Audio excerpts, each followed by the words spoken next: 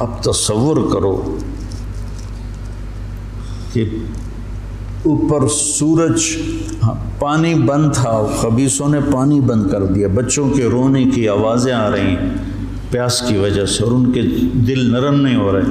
پھر آپ نے حضرت عباس بن علی کے ساتھ ایک دستہ بھیجا، جنہوں نے لڑ بھڑ کے کوئی 30 کے 32 مشکیزیں پانی کے بھر کے لے کر آئے، لیکن وہ کتنی دیر چلنا تھا، پیاس سے زبانیں بچوں کی بھی نکلی ہوئی ہیں، اور حسینی لشکر پیاسا لڑ رہا ہے، اوپر دھوپ کی، سورج کی آگ ہے، نیچے ریت کی آگ ہے، ادھر تلواروں کی جھنکار ہے، اور تیروں کی سنسناہٹ ہے، اور نیزوں کی کھڑکھڑاہٹ ہے، اور ایک مسکراتا چہرہ ہے جو کہہ رہا ہے الموت احلی عندنا من العسل، پاگلو موت تو مجھے شہد سے زیادہ محبوب، تم موت سے ڈراتے ہو۔ تو یہ لڑائی کیا لڑائی تھی، 72 آدمی 5000 سے کیسے لڑ سکتے تھے، جانیں ہی دینی تھی۔ تو انہوں نے پہلے ان کے گھوڑوں کو بیکار کر دیا، گھوڑوں کو، شمر نے کہا ان کے گھوڑوں کو مارو، پہلے گھوڑوں کو مارا تو سارے پیدل ہو گئے، پیدل ہو گئے تو پھر گردنیں کٹنے لگی۔ حر بن یزید نے جب دیکھا کہ یہ تو واقعی لڑنے لگے ہیں، تو اس نے عمر بن سعد سے پوچھا تم واقعی لڑو گے؟ کہنے لگا ہاں۔ کہنے لگا اچھا میں گھوڑے کو پانی پلا کے آتا ہوں جنگ شروع ہونے سے پہلے، اور گھوڑے کی لگام اٹھائی پانی پلانے کے بہانے، اور آ کر حضرت حسین کے قدموں میں گر گیا کہ مجھے نہیں پتا تھا یہ بدبخت آپ کی جان لے لیں گے، میں معافی چاہتا ہوں، میں اپنی جان کا نذرانہ آپ کے قدموں میں پیش کروں گا۔ ان کا بیٹا بھی ساتھ آ گیا، باپ بیٹا دونوں شہید ہوئے، اور وہ حضرت امام حسین کے ساتھ مل کے۔ تو ایک ایک کر کے جب سارے شہید ہو گئے تو پیچھے اہل بیت رہ گئے۔ تو پھر علی اکبر آپ کے بیٹے نے کہا ابا جان میں آپ کو مرتے دیکھ نہیں سکتا، میں چاہتا ہوں میں آپ سے پہلے مر جاؤں، میں آپ کو نہیں دیکھ سکتا مرتا ہوا۔ تو انہوں نے اجازت دی، تو شیر کی طرح انہوں نے حملہ کیا، چاروں طرف نرغے میں آئے اور ذبح ہو گئے۔ تو پھر ان کے بیٹے ابو بکر بن حسین وہ شہید ہوئے۔ پھر قاسم بن حسن حسینی قافلے میں سب سے خوبصورت جوان تھے، پھر وہ آگے بڑھے، حضرت حسن کے 4 بیٹے شہید ہوئے۔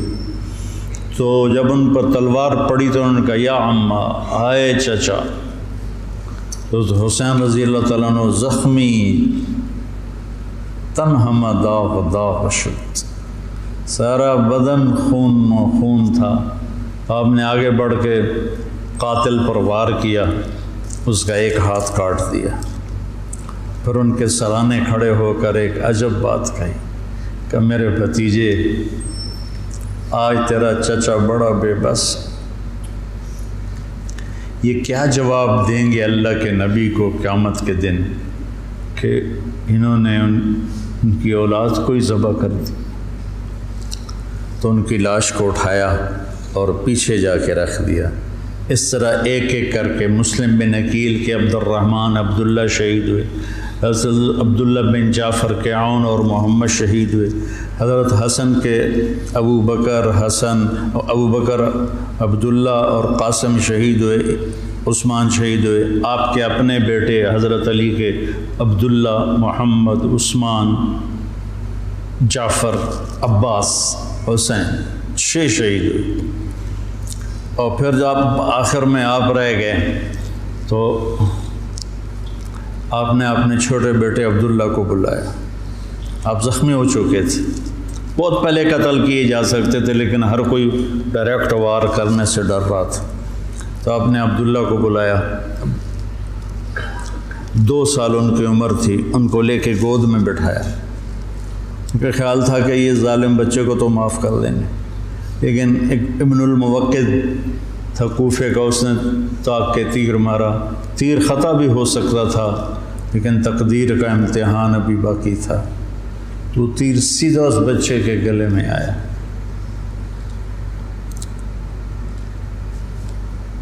ہم یہ تاریخ بھلا دیں۔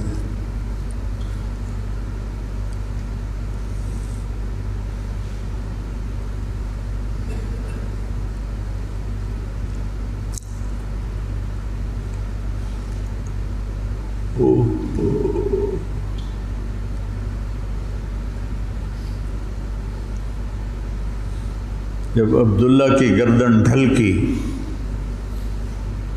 اس وقت حضرت حسین اپنے بیٹے کا خون جو ابل رہا تھا وہ ایسے ہاتھوں میں لے لی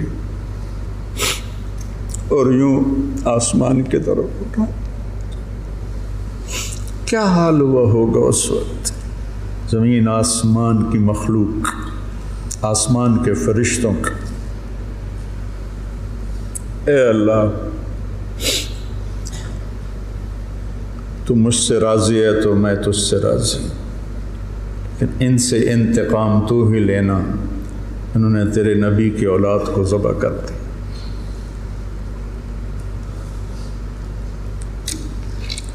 بیٹا میں مرغا ذبح ہوتا ہوا نہیں دیکھ سکتا، وہ جانوروں کی قربانی پہ جانور کے اوپر کھڑا ہونا ہوتا ہے۔ میں ایک دو قربانیاں دیکھیں، پھر مجھے ہمت نہیں ہوئی، میں پیچھے جا کے بیٹھ گیا۔ اور یہاں بچے سے 2 سال کا بچہ کتنا پیارا ہوتا ہے، اور اس کے یہاں تیر لگے اور وہ آہ بھی نہ کر سکے، اور باپ کی گود میں اس کی گردن ڈھلک جائے۔ سوچو تو صحیح۔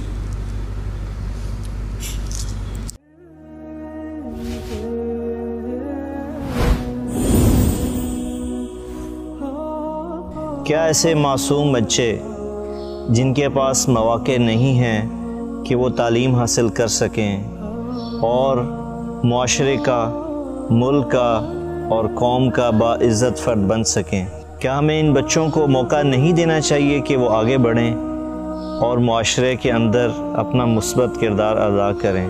اگر ہم نے ان بچوں کو موقع نہ دیا تو یہ بچے اسی صبح و شام کے آنے جانے میں اپنا مقام کھو بیٹھیں گے۔